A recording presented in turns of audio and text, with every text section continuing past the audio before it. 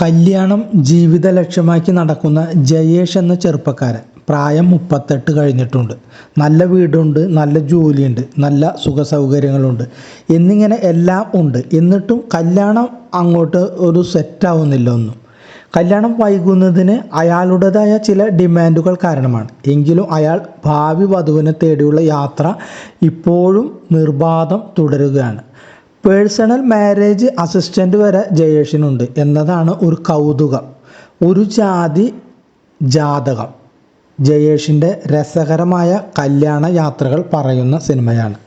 8 കൊല്ലമായി അയാൾ പെണ്ണ് കാണാൻ തന്നെയാണ് പരിപാടി. അതായത് ചെന്നൈയിൽ ജോലിയുള്ള അയാൾ വെള്ളിയാഴ്ച വൈകിട്ട് അയാളുടെ വീട് ആയ തലശ്ശേരിയിലേക്ക് തീവണ്ടി കയറും. പെൺകുട്ടികളെ കാണും. തിങ്കളാഴ്ച പുലർച്ചെ തിരിച്ചു ഓഫീസിലെത്തും. എത്രയോ വർഷമായി ഇത് തന്നെയാണ് അയാളുടെ പരിപാടി. കേൾക്കുമ്പോൾ നമ്മൾക്ക് വലിയ സംശയം തോന്നും. കുഴപ്പമില്ലാത്ത, അതായത് ജോലിയുള്ള ഒരു യുവാവിന് ഇത്രയും കൊല്ലമായിട്ടും കല്യാണം കഴിക്കാൻ ഒരു പെൺകുട്ടിയെ കിട്ടിയില്ലെന്നും. അതിനുത്തരം വളരെ ലളിതമാണ്. അതിന് നമുക്കൊരു ഉപമയിലൂടെ മനസ്സിലാക്കാം. അതായത് മാവിൽ മാങ്ങയുണ്ടാകും, തെങ്ങിൽ തേങ്ങയുണ്ടാകും, റംബൂട്ടാൻ്റെ മരത്തിലാണ് റംബൂട്ടാൻ ഉണ്ടാകുക. ഈ 3 ഇനങ്ങളുടെയും ഗുണവും മണവും കാഴ്ചയുമുള്ള വിളവ് ഒറ്റ മരത്തിൽ നമ്മൾ പ്രതീക്ഷിച്ചിരുന്നാൽ എന്ത് ചെയ്യും? അപ്പോൾ സംഭവമല്ല. അതുതന്നെയാണ് മമ്പ്രമത്ത് ജയേഷ്. അതാണ് ആഗ്രഹിച്ചത്. പിന്നെ എങ്ങനെ പെണ്ണ് കിട്ടാനാണ്?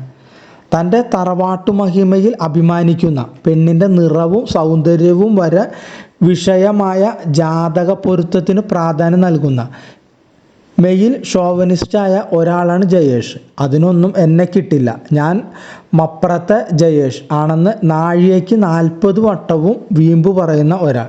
ഇവിടെ ജയേഷിന് പെണ്ണ് കിട്ടാതെ പോകുന്നത് പെൺകുട്ടികളുടെ ഭാഗത്തു നിന്നുള്ള ഡിമാൻഡിനേക്കാൾ ജയേഷിൻ്റെ തന്നെ ഡിമാൻഡുകൾ കൊണ്ടാണ്.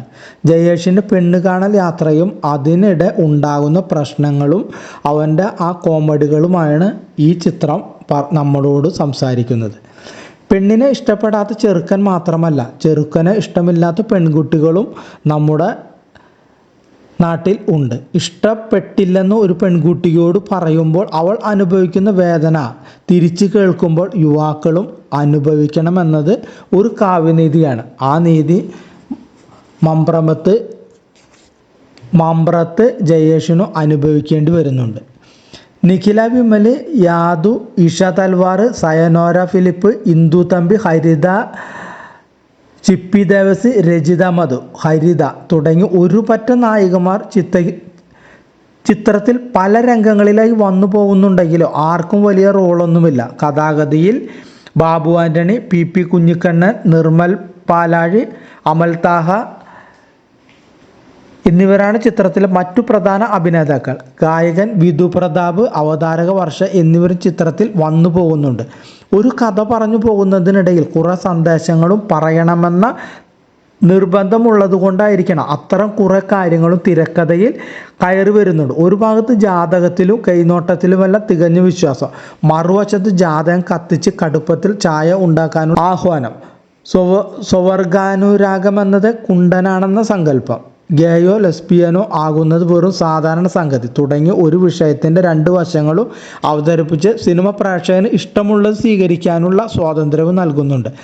നിരവധി സിനിമകളുടെ റെഫറൻസുകളും ഈ സിനിമയിൽ ഉൾപ്പെടുത്തിയിട്ടുണ്ട്. ഒരു ജാതകത്തിൽ എന്ന് പറയുന്ന ഈ സിനിമയിൽ അതിൽ ചിലത് നമ്മൾ നോക്കിക്കഴിഞ്ഞാൽ കാർമേഘങ്ങളെ വകഞ്ഞു മാറ്റി ഒരു നാൾ സൂര്യൻ വെളിച്ചത്ത് വരുമെന്ന മമ്മൂട്ടിയുടെ സംഭാഷണം. അതുകൂടാതെ തട്ടത്തിൽ മറയത്തിലെ പയ്യന്നൂർ കോളേജിൻ്റെ വരാന്തയിലൂടെ നടക്കുമ്പോഴുള്ള കാറ്റിനെ കുറിച്ചുള്ള സംഭാഷണത്തിൻ്റെ മറ്റൊരു രൂപം. തട്ടത്തിൽ മറയത്തിലെ തന്നെ ആയിഷ, ബേസിൽ ജോസഫ്, ദർശന രാജേന്ദ്ര, ചിത്രം ജയ ജയ ഹേ തുടങ്ങിയ സിനിമകളാണ് ഒരു ജാതകത്തിൽ പ്രേക്ഷകരെ കൂട്ടിയിണക്കാനെത്തുന്നത്. അവസാന ഭാഗത്ത് ഒറ്റ സ്ട്രെച്ചിൽ നിരവധി ട്വിസ്റ്റുകളാണ് പ്രേക്ഷകർക്കായി ഈ സിനിമ ഒരുക്കി വച്ചിരിക്കുന്നത്. അവസാനിച്ചു എന്ന് തോന്നുന്നിടത്ത് പുതിയൊരു ഭാഗം അവതരിപ്പിക്കുന്നതിലൂടെ താൻ പ്രതീക്ഷിക്കുന്നിടത്തല്ല സിനിമ വന്നു ചേരുന്നതെന്ന് പ്രേക്ഷകന് ബോധ്യപ്പെടുമെങ്കിലും അവിടെയെല്ലാം നമുക്കൊരു നേരിയൊരു ലാഗ് അനുഭവപ്പെടാൻ സാധ്യതയുണ്ട്. ഇതിൻ്റെ കഥ പറയുന്നതിൽ കഥയിൽ വലിയ പുതുമകളൊന്നും ഇല്ലെങ്കിൽ ചിരിയുടെ മേമ്പടിയോടെ ചിത്രം ഒരുക്കിയിരിക്കുന്നു എന്നതാണ് ഒരു ആശ്വാസം. പൊട്ടിച്ചിരിയുടെ കല്യാണമാലയുമായി അതിങ്ങനെ തുടക്കം മുതൽ അവസാനം വരെ തുടരുന്നുവെങ്കിലും മികച്ച തിരക്കഥയുടെ ഒരു അഭാവം സിനിമയുടെ ഒരു ശരാശരി അനുഭവമാക്കുന്നുള്ളൂ. എങ്കിലും വലിയ പ്രതീക്ഷകളൊന്നുമില്ലാതെ കണ്ടിരിക്കണമെന്ന് മാത്രം. വിശ്വജിത്ത് ഒടുക്കലിൻ്റെ ഛായാഗ്രഹണം ചിത്രത്തെ ആകർഷണമാക്കുന്നുണ്ട്. രാകേഷ് മണ്ടോടിയാണ് തിരക്കഥ, സംഭാഷണം. മനുരഞ്ജിത്ത്, ഗുണ ബാലസുബ്രഹ്മണ്യം ടീമാണ് പാട്ടുകൾ ഒരുക്കുന്നത്. മീശമാധവൻ, മനസ്സിനക്കരെ, പട്ടാളം, തിരക്കഥ ക്രിസ്ത്യൻ ബ്രദേഴ്സ് തുടങ്ങി നിരവധി ഹിറ്റ് ചിത്രങ്ങൾ നമുക്ക് വേണ്ടി സമ്മാനിച്ച മഹാസുബൈറാണ് വർണ്ണച്ചിത്രയുടെ ബാനറിൽ ഒരു ജാതി ജാതക നിർമ്മിച്ചത്.